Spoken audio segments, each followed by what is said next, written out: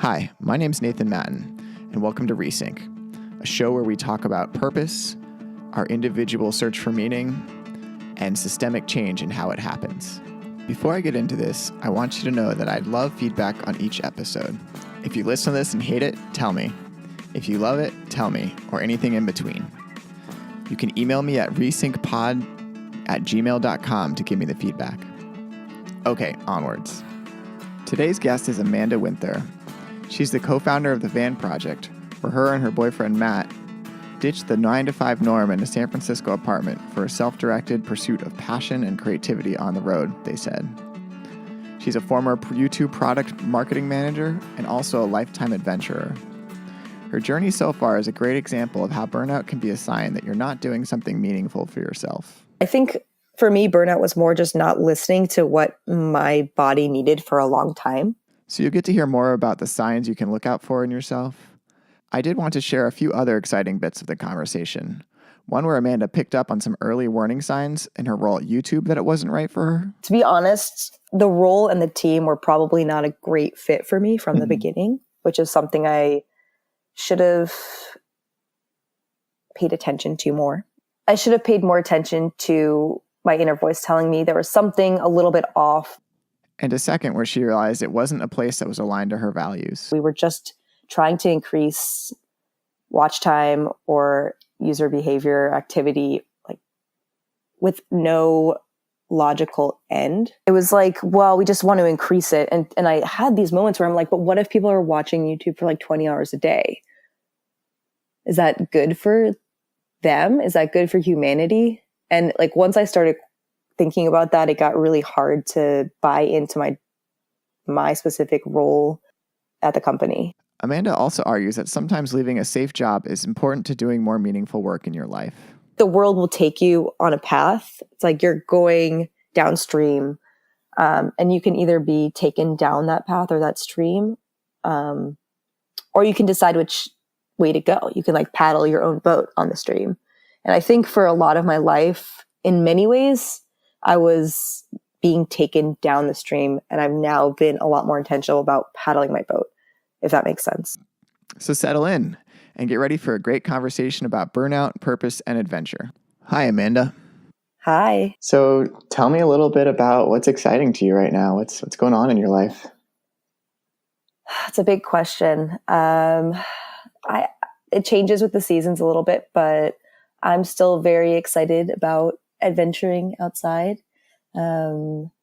Obviously, if it's called the Van Project, I am interested in things around dwelling in tiny spaces and vans. And I'm also just a lifelong learner right now. That's what I'm hoping to be forever. But at least right now, I'm very passionate about that too. Great. And so you've been on the road for almost 2 years now living out of van. Is that correct? Yeah. So we've had the van for about 2 years and we've been on the road for about 1.5 years. Okay. We spent 6 months building it out or rebuilding it. It was fine inside, but it just needed some updates to make it perfect for us. That's awesome. Yeah. And for a living, you kind of make some money from the Van Project. Then you guys also have side gigs that you'll do on the road. And so you can have this entirely traveling lifestyle. Is that right? That's mostly right. Yeah. So we do most of our work online and remotely. I still do some marketing and copywriting work that transfers skills from my previous life at YouTube. And then I also have picked up some jobs, sometimes in person, which is kind of fun because it gives you a little more of a connection to a place. So sometimes we'll pick up event work along the way. And then we do make a small amount of money from the Van Project itself, but that's not a huge percentage of our total earnings. Well, I wanted to give people a little context on what you're up to now, but then I really wanted to go back in time, in the time machine, if you will. I wanted to ask about when you were growing up. Tell me a little bit about where you grew up and also what you thought you wanted to be when you were a kid. Yeah, so I grew up in Westport, Connecticut. It's a suburb of Connecticut. And for a long time when I was younger, I don't know if it started when I was really a kid, but when I was younger, for a long, long time, I thought I was going to be a lawyer. It sounds like what you're doing, basically, right? Pretty much the same, right? living in a van or a corporate law in New York City. Yeah, I Pretty always much the same. Yes. And well, I did kind of try to pursue that path for a while. I went to Dartmouth. I went to an Ivy League college and I took the LSAT. Then I taught the LSAT for a little while and I applied to law school and got in. But first off, I didn't get into my first choice. So that was part of it. And it's a blessing in disguise. Now I look back and if I had, I'd probably have gone. But I kept deferring law school and ultimately decided after I deferred it twice. So after my second one, I decided that was not for me. I talked to a lot of people who were in law school at the time. This would have been around 2009 or 10. And I think the situation might be a little better now, but it was really desperate then. Like so many people were just going to law school because they didn't feel there was anything else to do. And the career outlook was very bleak. As far as people even being able to get roles as lawyers to pay back their loans. And I ultimately decided, I spoke to this law professor, which was one of the things I thought I wanted to do. I thought maybe I want to be a law professor, but I spoke to him and he said, if you think of something that you can do, if a law degree is not required for at least 90% of the things you could see yourself doing in your future, think really hard about it.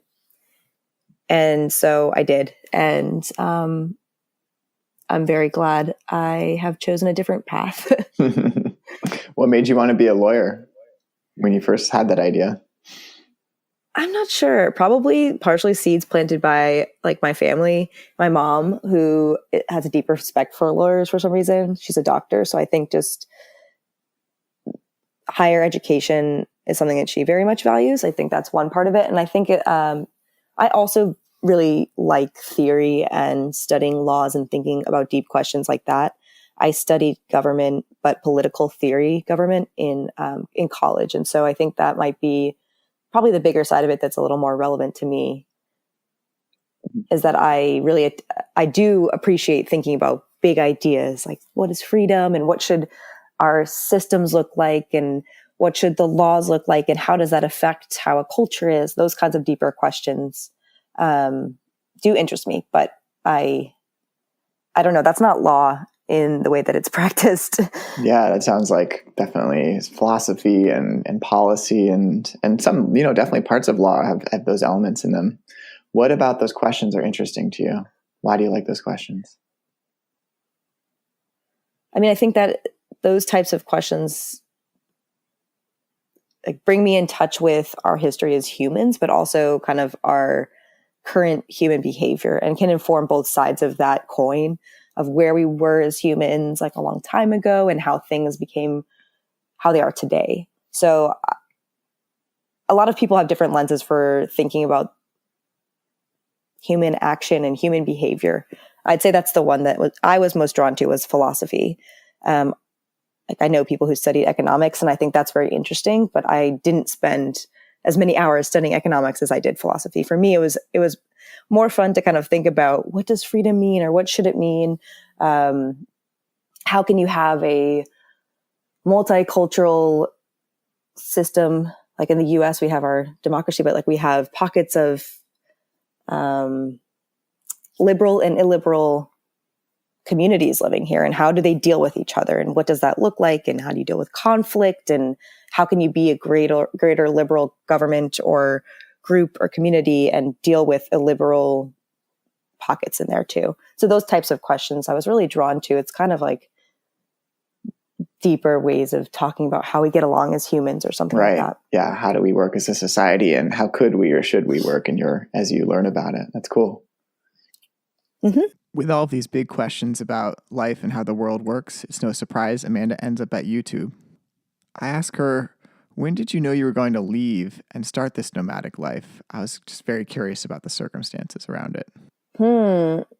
It took me a little while. To be honest, I don't think it was the role and the team were probably not a great fit for me from the beginning, which is something I should have paid attention to more. And that's something I've learned as far as work and careers I ended up there for about 3 years, which is not too long. It's not, but it was long enough that if you kind of have this feeling it's not for you early on, that feels like a long time to hang on. Yeah, definitely. And so you were saying you should have paid more attention? I should have paid more attention to my inner voice telling me there was something a little bit off, whether I don't know it's specifically what it was. I think the team at that time, I mean, email marketing was very underappreciated at YouTube. It probably still is. It's not a platform that's about emails. It's a platform that's about videos and fun, awesome social interactions and personalities. Like YouTube email felt very static for what YouTube was trying to do at that time in marketing, even though email is a very effective platform for a lot of things as far as marketing goes.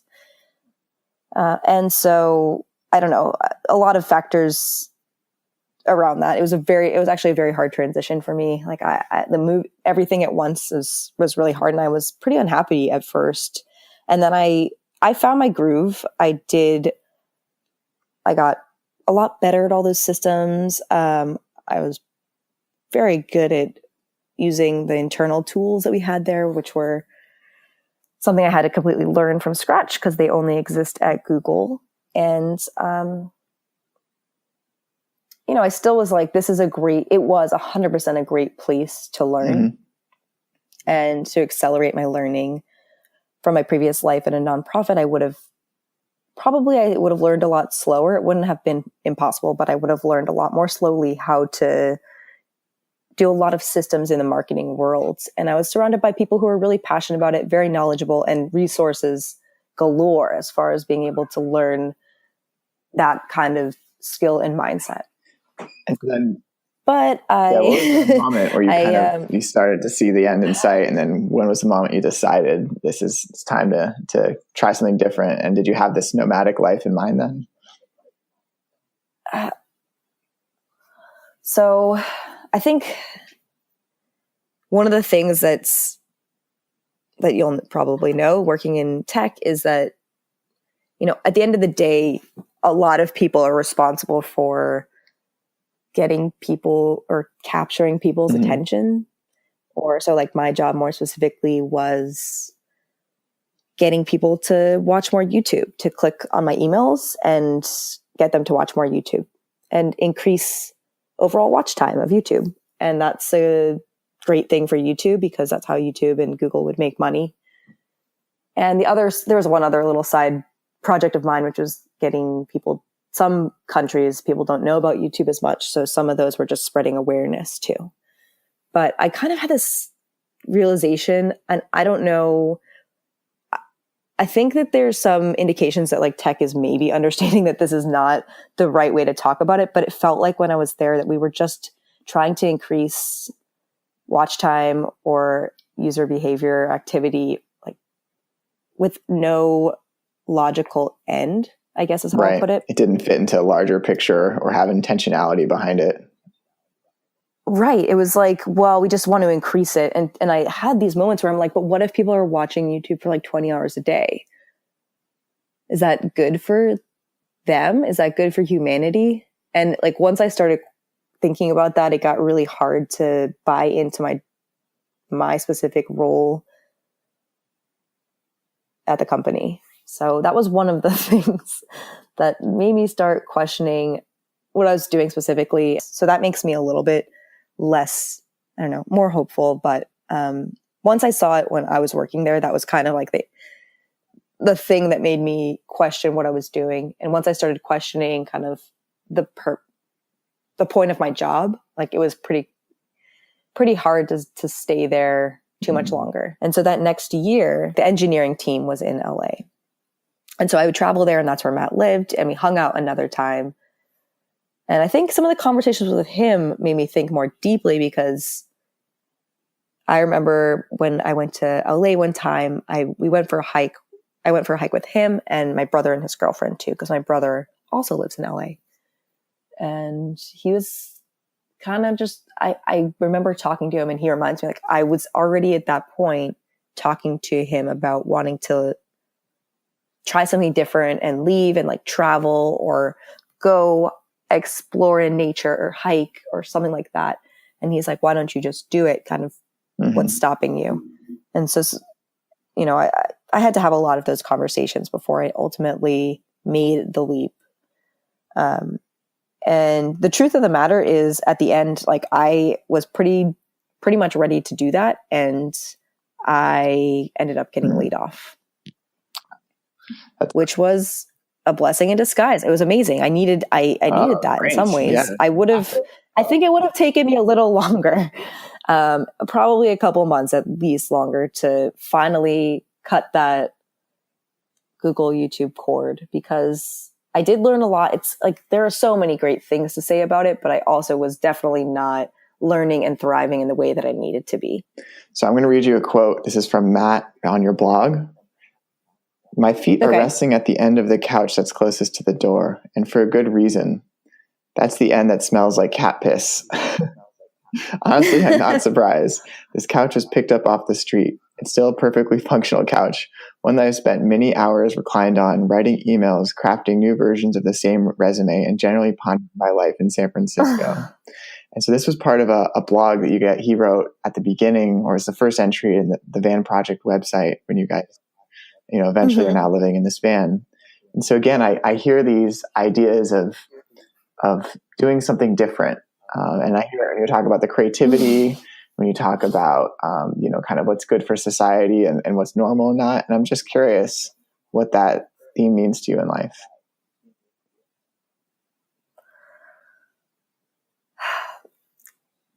In a lot of ways, to me, it felt like, one thing I've said is that moving into the van, like, was a progression that felt natural to me. It didn't feel out of the norm. And that's really weird to say, because I know it is out of the norm. I am bombarded with that fact all the time. There are not systems created in, especially cities, but like, there are not really systems created in a lot of places to accommodate people living in vehicles in the way that, like, this trend is developing. So there's a lot of fight back against it, and for good reason in some part, and like maybe not good reason in other. But it didn't feel, I guess I'll say, is it doesn't feel like I'm necessarily taking a stand against a norm. It feels like I'm doing something that follows what I have to be doing for myself, and not in a selfish way, or maybe it is, but in a way that is like, I need to nurture myself before I can put on your oxygen mask before you can put on other people's. And so to me, that's what it felt like. Even if it, like, I hear people, and you're not the first person who's told me that it's inspiring, or that it's like something that is very against the norm. But that's not what I'm doing in my mind. I'm just doing what I feel I need to do for myself. And like, the truth of the matter was, I was from my job in Silicon Valley, I was very burnt out for many reasons, but I was very burnt out, and I needed a break, a huge break. And so inevitably, like, choosing something that's the most extreme, I guess, makes sense in some ways too. Like, go travel without a return, like buy a one-way flight and go travel in South America for an unknown amount of time. It ended up being 3.5 months, but it was like, at that point in my mind, I didn't know how long it was going to be. And I had never done anything like that in my life. And so, like, I think also once I did that, like, once I started these small steps towards things that felt really scary and extreme, it felt easier to take more of those. Why is that? I think it's the same way you have a comfort zone in general, and just like slightly pushing in any sphere of your comfort zone. So it's the same. I can draw analogies to going outside, and the first time you go hiking, and a 5-mile hike feels really hard and really scary if you're by yourself, or even if you're not. Like, being outside and being in a quiet place, away from cities, away from noise, away from people, might be very scary at first, but the more you do that, the more comfortable you get with it, and your experiences inform future experiences. So I think in general, just as humans, that's something that we can build, like a muscle that we can build. Our comfort zone can be expanded. And so I think, like, I definitely have maybe expanded my comfort zone beyond what a lot of people have too. I don't know. That's possible. Yeah. And this notion of kind of steps and muscle building, I'm curious how that relates to this burnout you're bringing up. Do you feel like, is burnout another muscle that like the sign of another muscle that's not being used, or are those just completely different in your mind? I'm not sure. I think for me, burnout was more just not listening to what my body needed for a long time. So it could be more of, if you think of it as that analogy, it'd be more of an atrophy of something not being used, and eventually at some point it breaks and it needs to be healed. And that's how I think of it too. I like that. Yeah, I mean, in some ways, it seems like there is some way to connect those two things together. Of like, there is this path or this kind of natural direction you can go in if you're listening. And if you are listening, then you're just building that muscle to listen better. And if you're not, then it's atrophying. Maybe that's what I'm thinking about. I don't know if that resonates with you at all. Yeah, that does. And the other thing that I kind of think about now when I have this perspective to look back is that, and one of the things I've become more conscious about in my life is that the world will take you on a path. It's like you're going downstream, and you can either be taken down that path or that stream, or you can decide which way to go. You can like paddle your own boat on the stream. And I think for a lot of my life, in many ways, I was being taken down the stream, and I've now been a lot more intentional about paddling my boat, if that makes sense. Totally makes sense. When did it switch? It was sometime in San Francisco, sometime around this realization, disconnecting myself. So leaving a place that so many people see as a pinnacle of a career. So like that actually, I think had to be part of my story. Leaving YouTube, which is like, it is an amazing place to work, but it also is in society just seen as such the high point or the pinnacle. It's like, once you reach that, I think you'll see if that's not actually the pinnacle for you, you'll quickly see like, oh, wait a second. What else is out there? Or like, what was I doing? And why did I think that this was it? And it allowed me to question myself much more deeply, my intentions, my motivations, and everything. Maybe that's what I mean by normal is not normal, but what society thinks is true versus what is your experience. So for example, I used to work at a company called IDEO, and the founder, David Kelly, used to work at Boeing. And he said this was the dream industrial design job. Everybody thought I should be happy, and everyone at that company was happy. But internally, we were all miserable with the bureaucracy. And so I just started working with friends. And so I think that's maybe not normal as much as what society thinks versus your experience. Does that sound like more resonant with you? Yeah, that definitely resonates with me. Yeah, I think that there's a lot of people have this experience, but maybe it just takes time to accept it as real. Like for me, that was part of it. I would tell people I was thinking about leaving YouTube, and the first response would be why, which is a fine response, but they also, like weren't just curious about why I was wanting to leave. Like they were doubting my feelings about wanting to leave or something. It was like both of these, like, no, you can't want to leave. That's just like, that's the best. Like you have everything you could ever have in your life. Right. So people call sometimes Google like the best job you could possibly have in corporate America, whether or not it's true. And I'm sure it varies from role to role, but that sort of can be the common perception, right? Yeah, exactly. And I'm sure it varies. Like I always say this, it varies from team to person to role. Like there are plenty of people who would have been very, very happy in the role that I had. And I probably could find roles there that I would be happy in at some point too. So it's a big company and there's so much variety. But where I was definitely led me to an extreme switch in the other direction. It's so interesting too, because this idea of kind of self-authoring, it doesn't require you to leave. It requires you to change your mindset. Do you know what I mean? Like I think lots of people have really awesome lives in these jobs, and they don't feel like they're just doing other people's stuff. They have just found a way to self-author that. I don't know if that is something that you've thought about at all, but it's just coming. I have. And I look back and I think about, so I think if there's certain roles, even at YouTube, that weren't that far away, that I could have, like, my narrative for doing that work would have been more rewarding in some ways. Like I would have been able to say, it's like YouTube is a platform that people make a living out of by, like, they can actually create videos and content that they want to create and make a living. Right. You're trying to do that now, right? It's real. Yeah. Like it's a real thing, and that's amazing. And like YouTube does in a lot of ways facilitate that. And it was one of the first platforms to allow that, as far as, especially in the video world. So there's a lot of amazing things. And I think if I had worked more on that partner marketing side, where you're working with channels and helping them be successful, that maybe I wouldn't have had this experience. Maybe I wouldn't have had this shift. Maybe I would have, but I think that there's certainly narratives where every company or every corporation entity has places that I could probably like fit my narrative in better and fit my narrative in worse. And it's been interesting kind of to look back on and see that. There was a point where it got too far. I was just like too burnt out and sullied and negative on YouTube and Google in general. Like, unfortunately, it just happened. But I do think, like, when I've looked back on it, that there are places that I could have been there and probably been very happy as far as my authoring my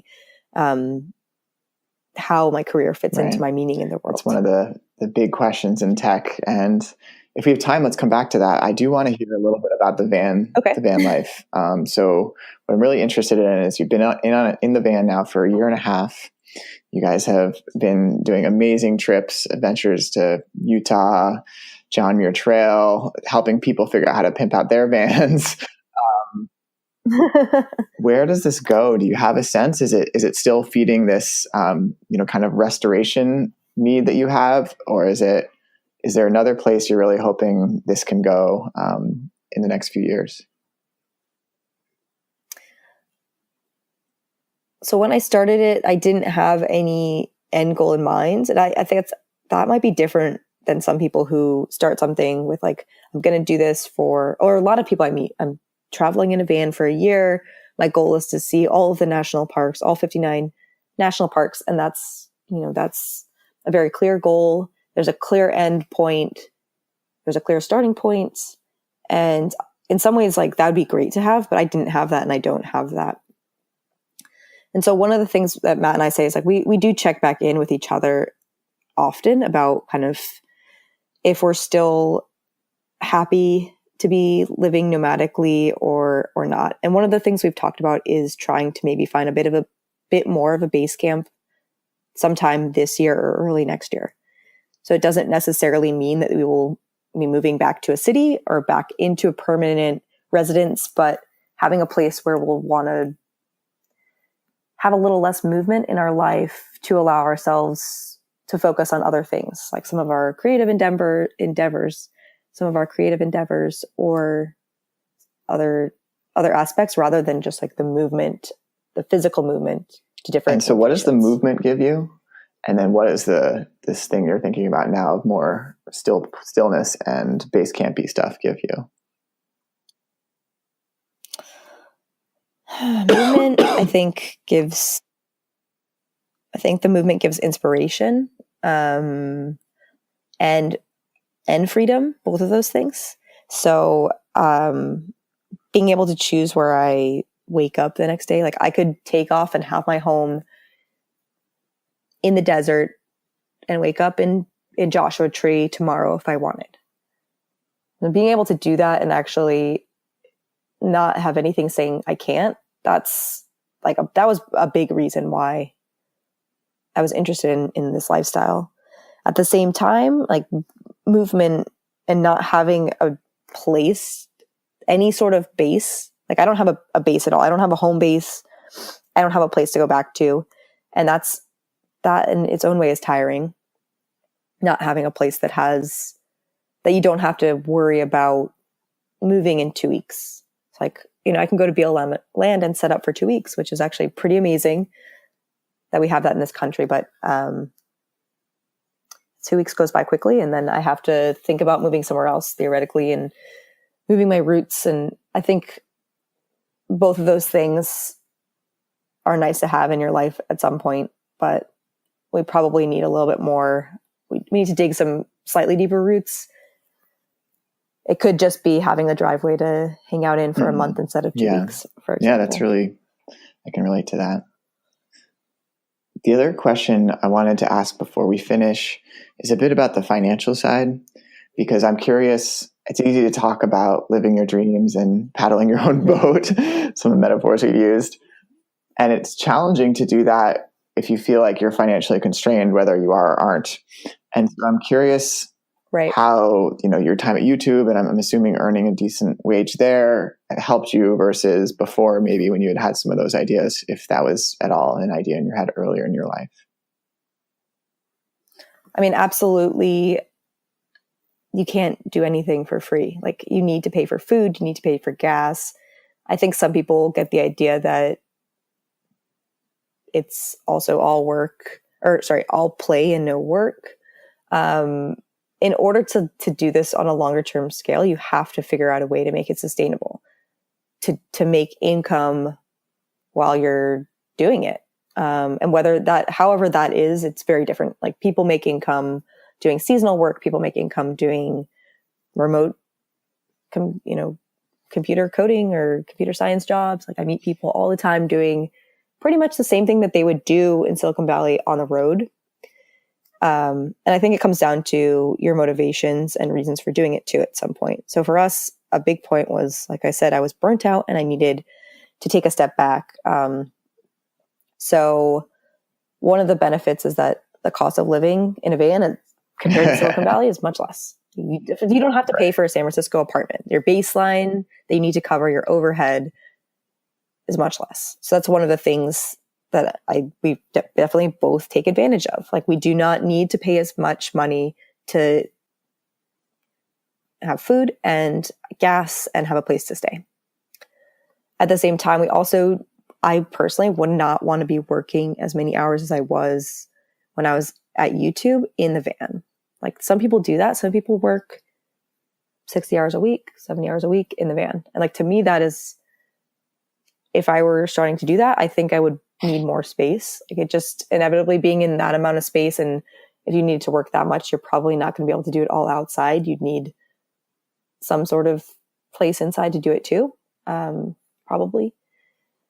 That would mean that we would need to get a place. And so I think you kind of have to check in with your reasoning for doing it. And like, for us, it was about being able to enjoy exploration and passions and learning how, like, in rock climbing and learning these outdoor endeavors, these hobbies, like taking these hobbies that gave me life while I was working at YouTube, taking them and actually doing them more intensely for a while. But that said, it's definitely not a forever. Like, for us, I don't think, like, some people would say they move into a van, they're like, I'm doing this forever. And I don't think that's the case for us. I think there's another side of it, which is that we are using it as a vehicle, which is literal and figurative, to explore other places that we could live too. I don't think I can come back to San Francisco, like, at least not right now. I come back and visit friends, and it's amazing to see my friends, and I love that. But the pace of life and everything is not what I need right now, if ever. And that's something I've had to come to accept. So I think part of it is also about finding places and exploring places more deeply than I would be able to with other modes of travel in some ways. Like, I could travel around and backpack and like live in a hostel, but I have my home with me, and I can go experience new towns or cities more deeply. We're definitely getting close on time here. Yeah. I guess I want to ask you, as we close up here, is there any final thoughts or reflections you have from this conversation you'd want people listening to this to know? Oh my gosh. If not, it's okay. It's just a thought. I think people sometimes ask us like how they can do what we're doing. And first off, I think that they shouldn't be doing what we're doing. They should do what they need for them. So like, that's my first thing I would say as far as advice. And secondly, I would say that if if it's something you want to do, then you can do it. It doesn't mean you can do it tomorrow, but it means if there's something you want to do, like take steps towards it. I think the way that we got into things was probably faster and more extreme in some ways. That was partially my personality and partially just my circumstance. But I feel it's been the best thing for me and that I've done in my life as far as like healing myself, allowing myself to pursue things that I'm passionate about, and kind of tapping back into my creativity. Those are all things that I had lost. And I think these decisions that I've made in the last 2 years have allowed me to do that much more deeply than I would have if I had stayed on my old path. That's wonderful. And where can people find you if they want to learn more about what you're up to? They can find us. Our website is thevanproject.com. And then we have Instagram's probably the best place if you want to send us a message or anything. Although we do respond to messages from the site, but Instagram is @van.project. And then we have a YouTube, which we are actively building. That was my boyfriend's choice more than mine. I don't love being on camera, but that is at the Van it is the Van Project. So youtube.com/the Van Project. Well, thanks, Amanda. It's wonderful to hear about your kind of quest. It reminds me of Odysseus looking for a home and searching for meaning. And it's great to hear kind of how it all connects back to those interests in big ideas and the cool adventures along the way. Thanks so much for listening. As always, feel free to share some feedback, and I look forward to seeing you on the next show.